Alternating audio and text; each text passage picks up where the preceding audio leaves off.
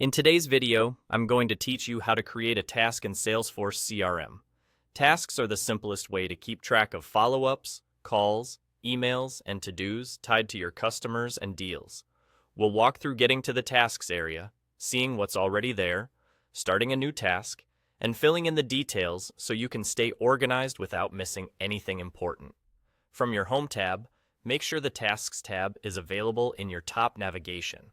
If you don't see it, customize your navigation bar to add tasks so it's easy to reach next time.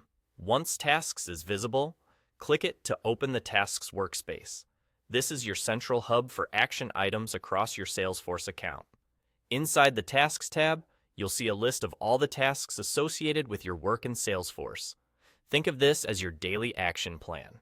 You can glance at what's due today, what's coming up, and what's already completed. This view helps you stay focused and prevents important follow-ups from slipping through the cracks. To create something new, look toward the top left and click the small caret icon. From that menu, select New Task.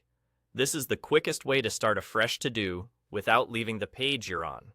The New Task panel opens, and this is where you enter the details that make the task useful and easy to act on later. Add a clear subject so you immediately know what the task is about. Set a due date to give yourself a deadline and keep momentum. Choose a priority to signal how urgent the task is compared to everything else. If your task is tied to a customer, deal, case, or other record, relate it to that record so it shows up in the right place and gives you context when you come back to it.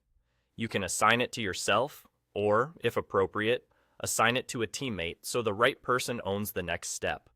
Notes or a short description can capture talking points, call outcomes you expect, or the goal of the follow-up.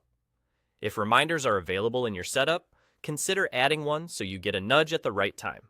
As you add these details, you're shaping a task that's actionable, traceable, and connected to the work that matters.